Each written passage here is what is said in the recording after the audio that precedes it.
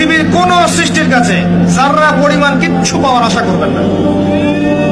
একটু আশা করবেন, আপনি কষ্ট পাবেন। কারো কাছে কোনো আশা করতে যায় না, শুধু আল্লাহর কাছে আশা করেন। সবাই সবার স্বার্থ চেনে, সবাই সবার স্বার্থ চেনে, শুধু আল্লাহ আপনাকে নিঃস্বার্থভাবে ভালোবাসেন। আল্লাহ বা স্বার্থ চান না।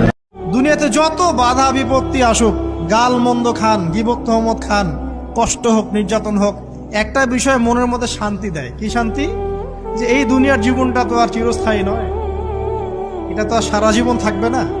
ইনশাআল্লাহ এই অবস্থা আস্তে আস্তে পরিবর্তন হয়ে যাবে। ফাইন্না মাআল উসরি ইউসরা, পরকালে ইনশাআল্লাহ পাবো। দুনিয়াতে না পেলে কি হয়েছে, পরকালে পাবো ইনশাআল্লাহ। যখন আপনি চুপচাপ থাকবেন, খুব বেশি কথা বলবেন না, বেশি অপ্রয়োজনীয় কথা বলবেন না, প্রয়োজনীয় কথা বলবেন, আল্লাহর পক্ষ থেকে আপনার কলমের উপরে ইলম আসবে। ইলমে লাদুনি আল্লাহর পক্ষ থেকে আসবে ইনশাআল্লাহ। দেখবেন ঠান্ডা মাথায় চিন্তা করলে সুন্দর গোছানো চিন্তা করা যায় না, এলোমেলো হবে না চিন্তা ভাবনা তখন। এবং যদি আমরা বেশি ব্যস্ত থাকি, বেশি কথা বলি, তখন কিন্তু চিন্তাগুলো এলোমেলো হয়।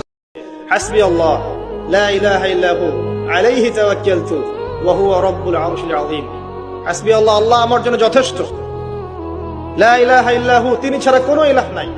আলাইহি তাওয়াক্কালতু, আমি তার প্রতি তাওয়াক্কুল করেছি, ভরসা করেছি। ওয়া হুয়া রাব্বুল আরশিল আযীম, তিনি মহান আরশের রব। এই কথা যে বলবে সকালে 7 বার, সন্ধ্যায় 7 বার, দুনিয়া আখিরাতের যে কোনো প্রয়োজন আল্লাহ পাক পূরণ করে দিবেন ইনশাআল্লাহ।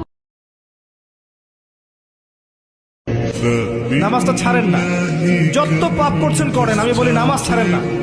ইনশাআল্লাহ একদিন নামাজই আপনাকে পাপ থেকে বের করে আনবে ইনশাআল্লাহ। শয়তান আপনাকে হতাশ করতে চাইবে, শয়তান আপনাকে হতাশ করতে চাইবে যে তুই তো গার্লফ্রেন্ডের সাথে কথা বললি, রাতের বেলা পর্ন দেখলি, তুই তো ফ্রি মিক্সিং এ আছিস, তুই মাদক দ্রব্য খাচ্ছিস, তুই কাজে ফাঁকি মারিস, তুই ট্যাক্স আদায় করিস নাই, দুর্নীতি করছিস, তুই আবার নামাজ পড়বি কেন? শয়তান আপনাকে এগুলো বোঝাবে, কিন্তু নামাজ তো আমার সময় পায় না, আমি তো অনেক পাপী মানুষ, এই ধোকায় পা দিবেন না। আপনি নামাজ কন্টিনিউ করতে থাকেন, ইনশাআল্লাহ আল্লাহ পাক আপনাকে পাপ থেকে বের করে আনবেন। ওই নামাজটা যদি ছেড়ে দেন তাহলে আর কোনো হাতিয়ার বাকি থাকবে না।